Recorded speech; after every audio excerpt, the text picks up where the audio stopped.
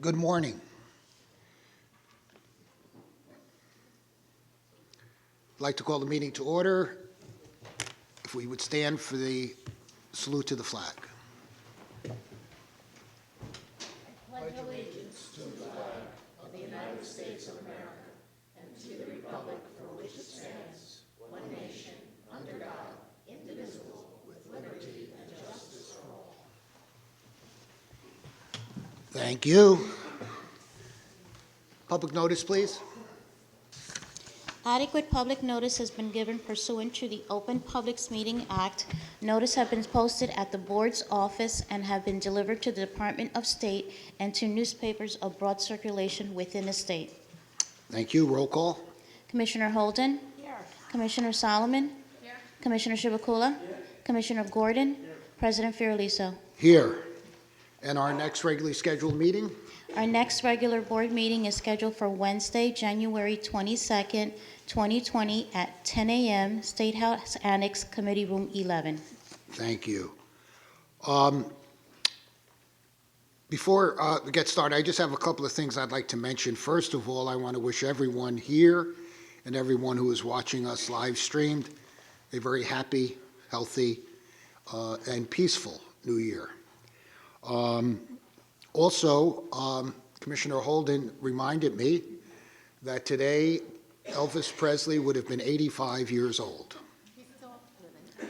And Commissioner Solomon indicated that he's really not dead. So there are some people who we just can't confirm that. You know, so. Plus, Commissioner Solomon indicated to me that today is tomorrow is National Law Enforcement Appreciation Day. So thank you to all the first responders who put their lives on the line every single day to keep our society as safe as we possibly can. So I thank them and wish them protection as they do their job. Any other commissioner have any opening remarks? Okay, we have no executive session today, and we should be out of here in 13 minutes, right, Commissioner Gordon? And Madam Secretary, would you do the consent agenda? Thank you, Mr. President. On the following consent agenda items, 3A, 5A, 7A, 7B, and 9A.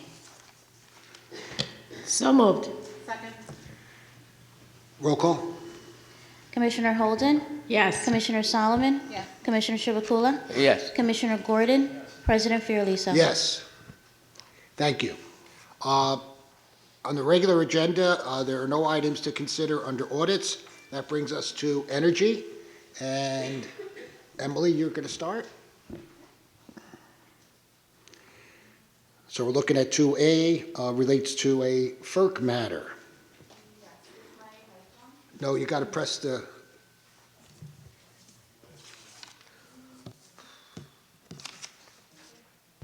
All right. Okay. Item 2A concerns staff's action at the Federal Energy Regulatory Commission, or FERC. On November 18th, 2019, Anbaric Development Partners filed a complaint against PJM Interconnection. The board is a party to this case, having intervened on November 26, 2019. The complaint filed by Anbaric alleges that transmission interconnection procedures in PJM's tariff deny meaningful open access interconnection service to Anbaric's merchant transmission projects. Anbaric's complaint insinuates that the requested relief is necessary for New Jersey to meet its policy goals. Staff, on behalf of the board, filed limited comments in this proceeding on December 19th, 2019.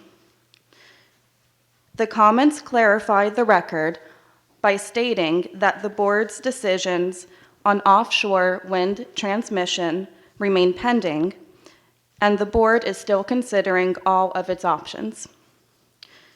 Staff requests ratifications of the comments at this time. So moved. Questions, comments? Roll call. On the motion to approve staff's recommendation, Commissioner Holden? Yes. Commissioner Solomon? Commissioner Chivukula? Yes. Commissioner Gordon? President Fiordaliso? Yes. That brings us to 2B, JCP&L's formula rate. Okay. Item 2B concerns a matter that has previously come before the board. Jersey Central Power and Light, or JCP&L, filed a proposed annual transmission revenue requirement formula rate for the year 2020 with the Federal Energy Regulatory Commission, or FERC, on October 30th, 2019. The board is a party to this case and previously filed a protest to JCP&L's proposed rate. On November 5th, JCP&L filed an answer in response to the protest. Staff, on behalf of the board, subsequently joined with Rate Counsel in filing a motion for leave to answer to JCP&L on December 16th, 2019. Further answers were exchanged between JCP&L and Rate Counsel until FERC issued an order on December 19th. The FERC order accepts JCP&L's requested formula rate effective January 1st, 2020, but subject to refund. The order also sets the matter for evidentiary hearing and settlement procedures. Administrative Law Judge Hurt has been selected as the settlement judge. Staff will continue to update the board on the status of the settlement proceeding. At this time, staff requests ratification of the answer filed on December 16th, 2019. So moved. Comments? Questions? Roll call. On the motion to approve staff's recommendation, Commissioner Holden? Yes. Commissioner Solomon? Commissioner Chivukula? Yes. Commissioner Gordon? President Fiordaliso? Yes. Brings us down to 2C regarding PSE&G. Stacy?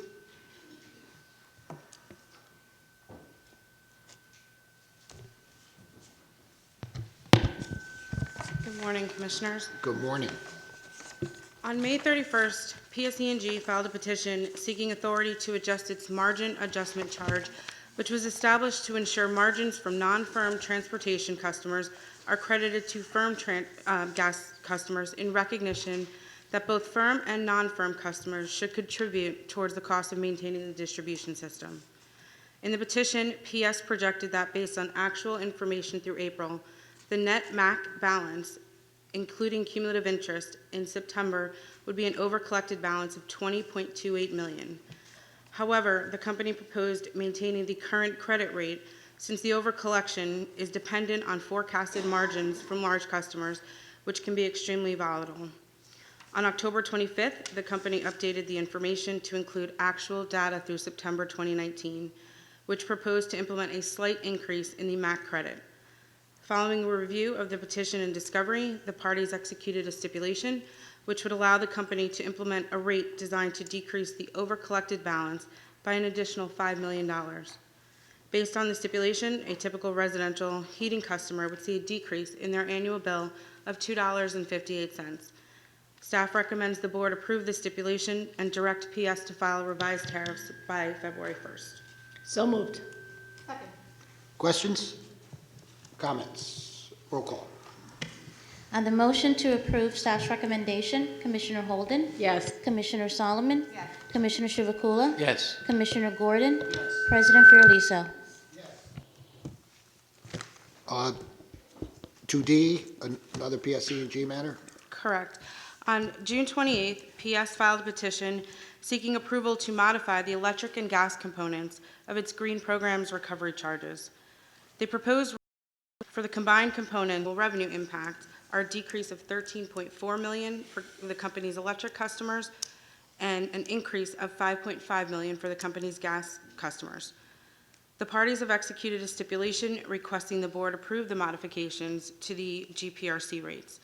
As a result of the stipulation, a typical residential electric customer will see a decrease in their annual bill of $2.36, and a typical residential gas customer will experience an increase in their annual bill of $2.18. Staff recommends the board issue an order adopting the stipulation and directing PS to file revised tariffs by February 1st. So moved. Questions? Comments? Roll call? On the motion to approve staff's recommendation, Commissioner Holden? Yes. Commissioner Solomon? Commissioner Chivukula? Yes. Commissioner Gordon? President Fiordaliso? Yes. 2E regarding South Jersey Gas. On June 14th, South Jersey Gas filed a petition seeking approval to increase its energy efficiency tracker rate to reconcile energy efficiency program costs and recoveries for the period October 2018 through September 2019, and to recover forecasted revenues for the period October 2019 through September 2020. As reflected in the petition, the proposed total revenue requirement was approximately $8.8 million. South Jersey subsequently updated the revenue requirement to include actual information through July 2019, which reflected a revenue requirement of $9.1 million.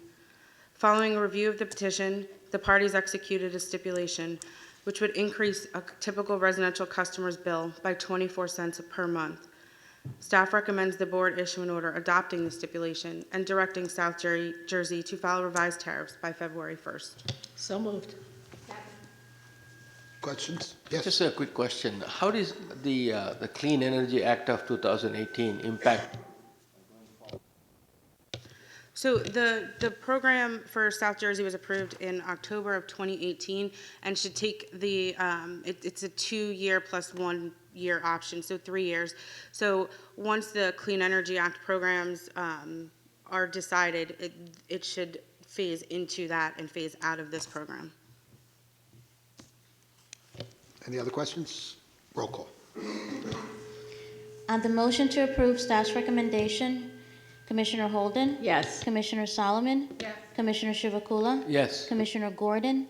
President Fiordaliso? Yes. Another PSE&G matter regarding societal benefit charge. Yes, on July 26, PS filed a petition seeking the review and approval of changes to certain components of its electric and gas societal benefits charges. In the petition, PS requested approval of a proposed increase in the electric SBC revenue requirement of $26.5 million related to energy efficiency and renewable energy programs and social programs. Additionally, PS proposed an increase in its gas SBC revenue requirement of approximately $6.8 million related to energy efficiency programs.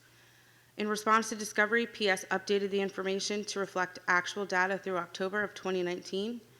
As a result, the proposed annual revenue requirement increased to $27.05 million for electric and $10.45 million for gas.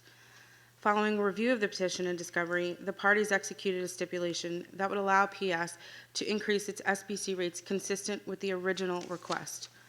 As a result of the stipulation, a typical residential electric customer will experience an increase in their annual bill of $4.76, and a typical residential gas customer will experience an increase in their annual bill of $2.68. Staff recommends the board issue an order adopting the stipulation and directing PS to file revised tariffs by February 1st. So moved. Comments? Roll call. On the motion to approve staff's recommendation, Commissioner Holden? Commissioner Solomon? Commissioner Chivukula? Yes. Commissioner Gordon? President Fiordaliso? Yes. Thank you, Stace. Before we get off energy, I just want to make mention, those of you who follow these events will recall that, I guess right after Christmas, FERC came out with a ruling regarding capacity. And this ruling can potentially be detrimental to the state of New Jersey. We are working on many fronts regarding this. We're working with the organization of PJM states. We have a meeting established with PJM, who really was the one who initiated this ruling, and I don't think they expected it to come out so strong against a member state like New Jersey. But there are other states that are affected by it also. And this is something, again, that can be very detrimental to our renewable energy program in general.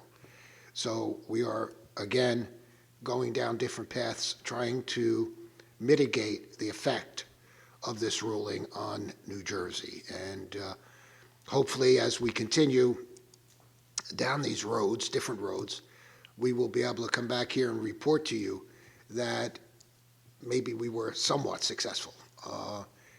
That's our hope, and we'll have to see exactly where it goes. So I just wanted everyone to know that if you're following this, it's certainly something we are obviously aware of and obviously very discouraged about and very concerned about. So, all right, cable, there are no items to consider. Telecommunications, no items. Water, no items.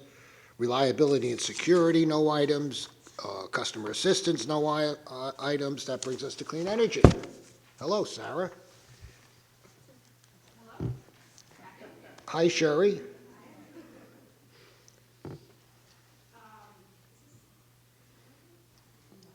I don't know that one's working, Sherry. Oh, there it is. Okay. Good morning.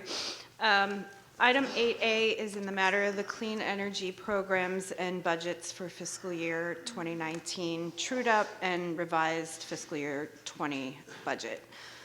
The fiscal year 2020 clean energy programs and budgets were approved by the board on June 21st, 2019.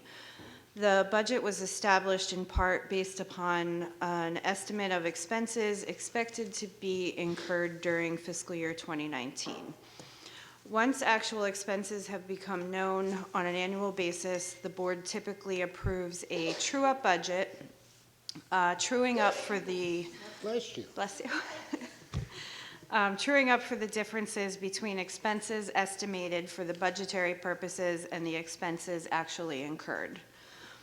Consistent with that practice, and now that all expenses actually incurred during fiscal year 19 are known, staff is making today's recommendation, which results in an additional $31.7 million being available for the fiscal year 2020 Clean Energy Program, as well as reallocating those funds among program categories. Additionally, staff is proposing reallocating $21.9 million, which is based on a mid-year review of program forecasts and trends. And finally, staff is proposing programmatic changes that were originally approved for the FY20 programs.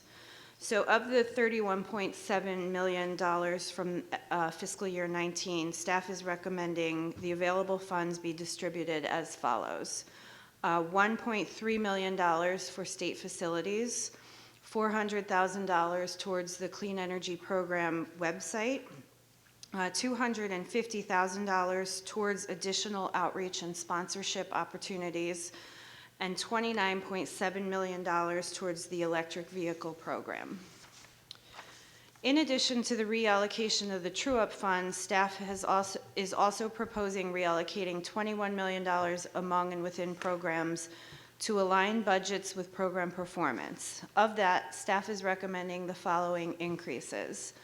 $4 million towards energy efficiency products program, an additional $17 million for energy efficiency for state facilities, and $500,000 towards BPU program administration. In consideration to timing and reviewing budget trends, staff is proposing the following reductions.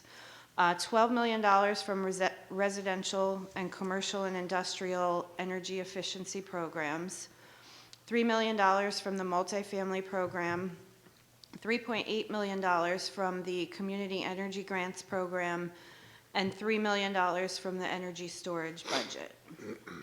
This matter also includes the proposal to make facilities owned or operated by county entities eligible for the same enhanced incentives for which buildings owned or operated by municipal entities or public K through 12 schools are currently eligible. Also, staff proposes for programs offering enhanced incentives to new construction and multifamily buildings, that the incentives be available to any multifamily building or new construction, single or multi-single family home defined as affordable housing. Bless you. Staff recommends the board approve the true-up budget, the budget reallocations, and the program revisions to the fiscal year 20 enhanced incentives. So moved. Questions? Quick question, Sherry. With respect to commercial and industrial energy efficiency, so we're reducing the budget by $4 million, is that? Let me just check here. Basically, what they're based on actual expenses and forecast, that's what it says. So. That's correct. Because, you know, C&I customers are the ones higher users of energy, and that's where we can get maximum out of the energy efficiency program. So I was just curious, yeah. Yeah, that's correct. So we are taking $4 million from the commercial and industrial program. And basically, we've just been reviewing what we originally forecasted and the trends coming in, and what we've spent to date. So we think that there's a little extra in that budget. We are anticipating that once marketing is moving, that budget may see an increase. If that does occur, we would likely come back to the board for a reallocation, but we monitor those budgets on a monthly basis or almost daily. Sorry, President. Out of that, I think $3 million you're allocating for multifamily housing. I guess that's one of the, right? You're increasing it for multifamily housing, energy efficiency. Well, there's actually a reduction for the multifamily program here. So the current offerings through the Clean Energy Program offers multifamily projects. Okay.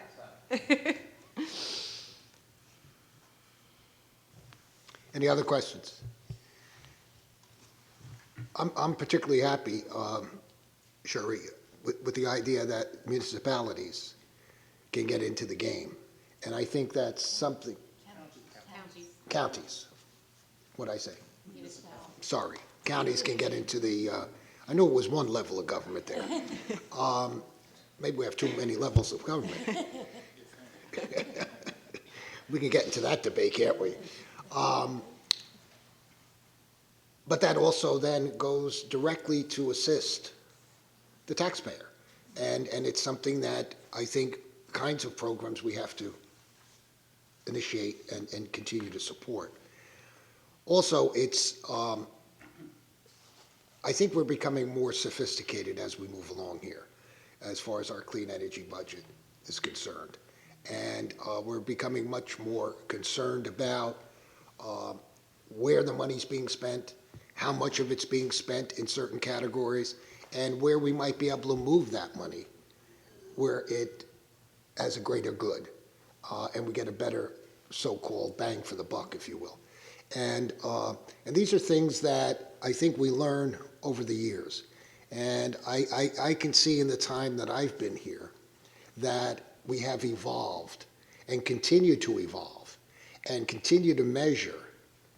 And we'll get there someday where we can actually, but continue to measure the effectiveness of programs. And if we're wasting money, we don't waste money. We just then move it somewhere else. And it's the kind of thing that I think we have to continue to monitor. And I think it's the kind of thing where more and more of our efforts have to go toward energy efficiency and so on, which we are moving in that direction. And some don't think we're moving quickly enough, but we're getting there. And we will have a good program. And and so on. So it's the kind of thing where we're moving in a direction to fulfill a vision by the governor in order to be more energy efficient and in order to produce more renewable energy. And I think that's a goal that not many states in the union have. Certainly the federal government doesn't have that goal. So we are moving, I think, in such a positive way that it's commendable for the amount of work that you do and your team does in order to track this, in order to ensure the fact that we're spending the money in places that are most beneficial to the citizens of New Jersey. So I think it's incumbent upon us to let the citizens of New Jersey know that we're stewards of their money, in essence, and that we're very careful and prudent in dispersing those funds, and we're becoming better and better at it. So I just want to thank you and your team, and I think it's important that governments are involved in this, state facilities, county facilities, whatever facilities, because it ultimately then aids the taxpayer. So thank you for all your work on this. Thank you. Yes. I agree that we have to be, vigilant and targeted in terms of the monies that are allocated from this program and in the future from whatever we're doing as the successor in terms of energy efficiency programs to make sure that they're being targeted in a way that makes the most sense. But I also wanted to mention that the expansion of these enhanced incentives came also from, I know that Commissioner Holden, myself, I think all the other commissioners have gone to some of the meetings with TRC and in our oversight responsibility, hearing from the different programs, meeting with the actual, whether it be a school district or a community that has been taking advantage of these programs and learning and hearing from them what they're looking for and being able to make these funds available back to these counties, I think is, an outgrowth of our participation in those reviews of those programs. And I think that, Commissioner Holden, who brought this issue up in terms of the enhanced incentives, and also the other commissioners who have been actively participating in reviewing these items should be commended. Thank you. Any other comments? Roll call. On the motion to approve staff's recommendation, Commissioner Holden? Yes. Commissioner Solomon? Yes. Commissioner Chivukula? Yes. Commissioner Gordon? President Fiorelliso? Yes. 8B, Mr. Boyd. Good morning. It is indeed a rule, Commissioner Holden. This agenda item 8B seeks board approval to adopt rule amendments to the Renewable Portfolio Standard rules and on the closure of the SREC registration program. The board approved this rule proposal in August. On September 16th, it was published in the New Jersey Register for a 60-day public comment period, which expired on November 15th. Staff carefully considered all the comments received and responded to the comments in the adoption document.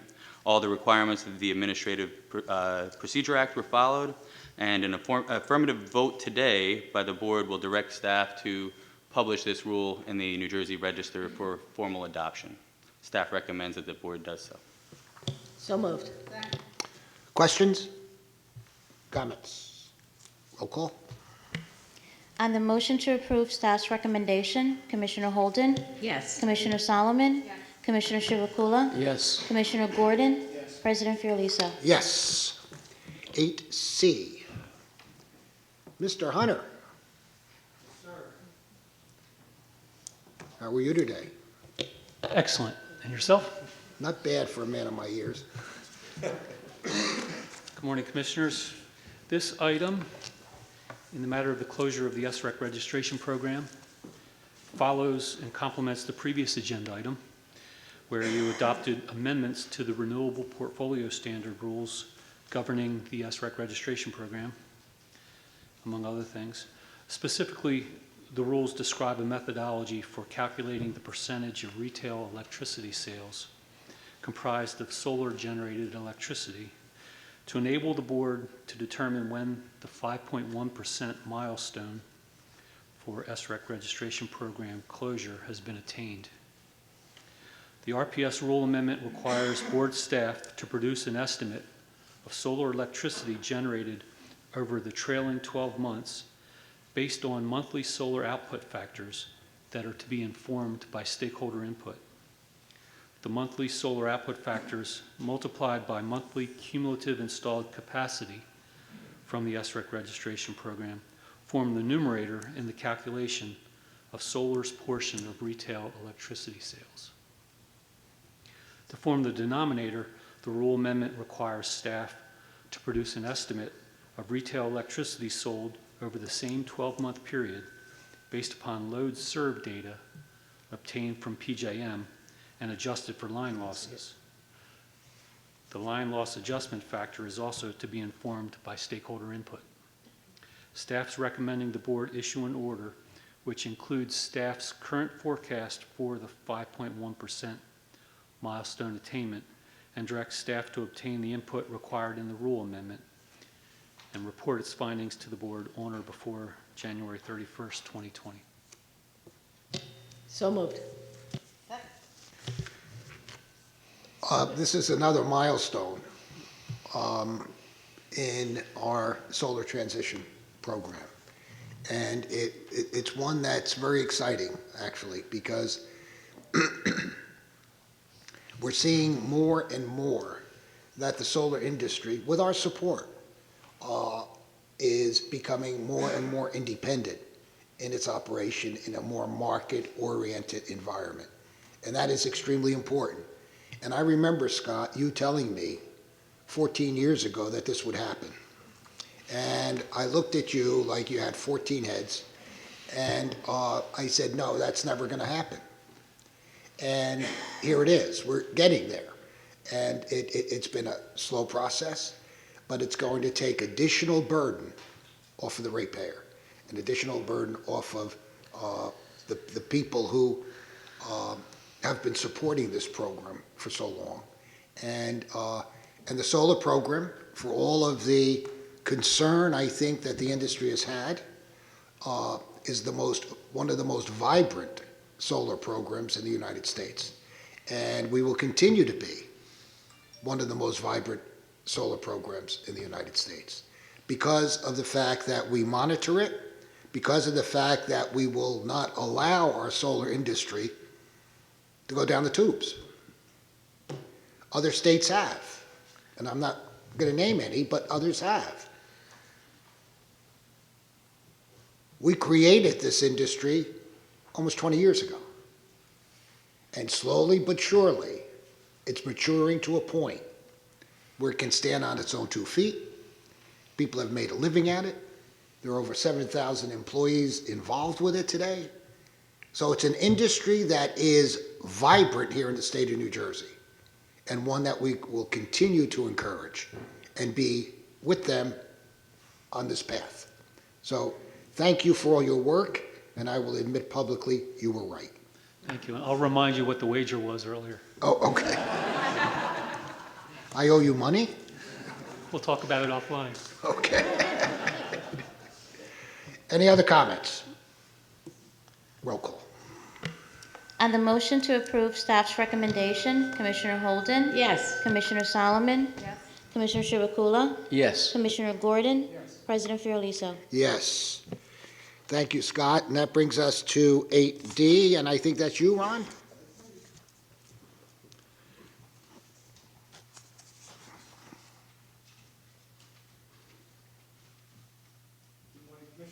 Good morning.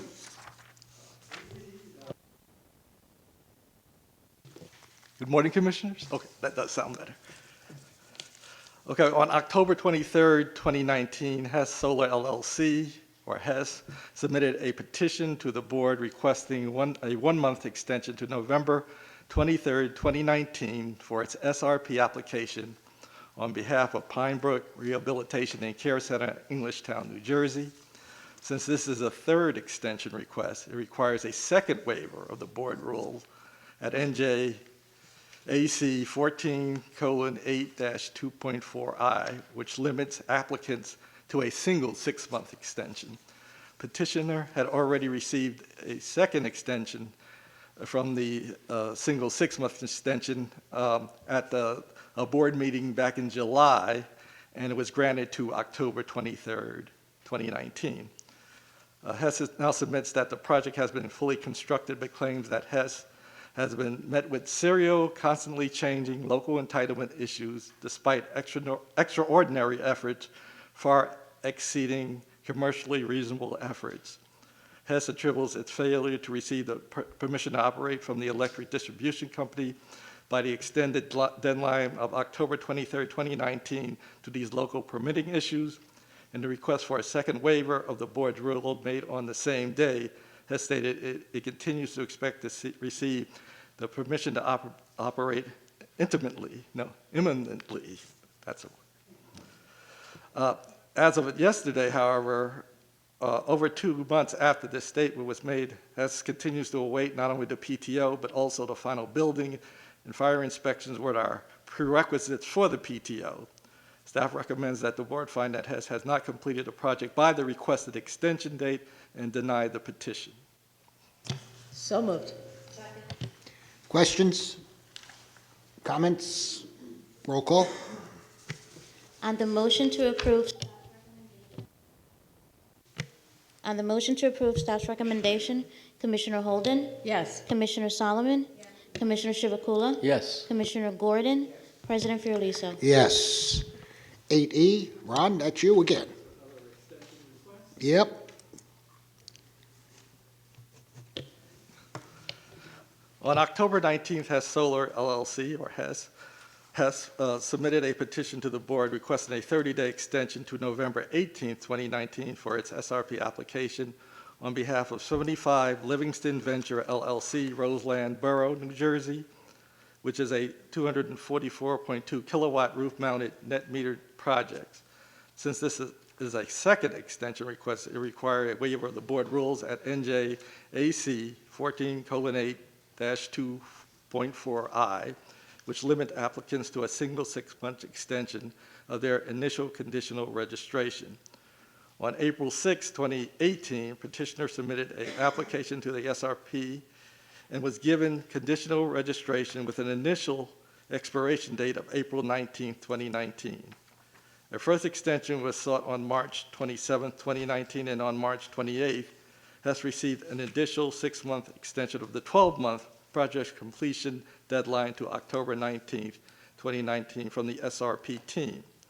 On October 17th, the Borough of Roseland inspected and issued a certificate of approval, and that same day, Hess applied for the petition to operate, the permission to operate from PSE&G. Since PSE&G did not provide the PTO with an effective date of October 24th, 2019 until October 31st, 2019, after the October 19th deadline, Hess requests approval of a second extension to November 19th, 2019. Since this project is not completed and the developer has received a PTO from PSE&G, staff recommends that the board grant the second extension of 30 days to November 19th, 2019. So moved. Questions? Roll call? Oh, I'm sorry. I'm sorry. Maybe I wasn't paying attention here. I doubt that. So they haven't completed the building, or they have? No, they have completed the project and received it. The PTO, the issue was that they Okay. received it after the deadline for the first extension. Gotcha. So Okay. they're asking for a second extension of 30 days. Thank you. Okay. Roll call? On the motion to approve staff's recommendation, Commissioner Holden, Yes. Commissioner Solomon, Commissioner Chivukula, Yes. Commissioner Gordon, President Fiordaliso. Yes. 8F, Are we on? It does. Good morning. Item 8F would be an order clarifying certain provisions of the Solar Transition Incentive Program. The Transition Incentive Program was adopted by the board on December 6th of last year, 2019. Since its adoption, there have been a number of inquiries relating to specific elements of the transition incentive, and staff is therefore recommending that the board clarify the following 4 aspects of the transition incentive order. First, staff recommends that there should be no gap in incentive availability for solar projects developed prior to the implementation of the successor program. If the solar successor program is not developed in time prior to the closure of the legacy SREC program. Second, that the staff recommends that the board clarify how new solar technologies that are not currently assigned a factor in the transition incentive order can apply to the board for a factorization determination. Third, staff recommends that the board address a discrepancy between the staff recommendation section and the ordering paragraphs of the transition incentive order relating to factorization levels. And finally, fourth, which factorization levels a project receives if it is comprised of distinct segments that cover more than one factor category. Staff recommends that the board approve this order. So moved. Questions? Comments? I think certainly a couple of things have to be re-emphasized. You've said them already, but I want to re-emphasize them because they're extremely important. That there will be no gap. And I think this was a major concern of the solar industry. That's why we have stakeholder meetings. That's why we get input. That's why we're out there every night of the week with stakeholder meetings. But it's extremely important that we get that kind of input because we want the best program possible. And we're the first to admit we don't have all the answers. Stakeholder meetings provide a lot of great input and are taken into consideration when we're formulating programs. So it's extremely important to be involved in those programs. When there's a stakeholder meeting, come out and voice your opinion.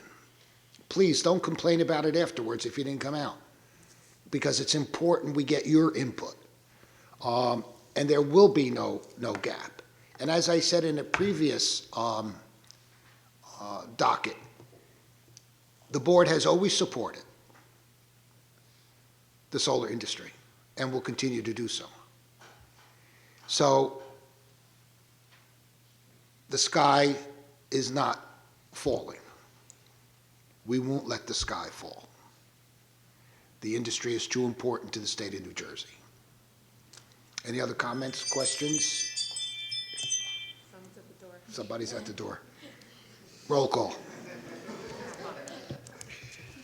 On the motion to approve staff's recommendation, Commissioner Holden? Yes. Commissioner Solomon? Yes. Commissioner Chivukula? Yes. Commissioner Gordon? President Fiorelliso? Yes. Now, that is all that's on the regular agenda. I'm sorry it took us 45 minutes to get through this. Commissioner Gordon, I was hoping for 13, but I had to open my big mouth here. Every minute over. So with that, I'll accept a motion to adjourn. All those in favor? We're adjourned.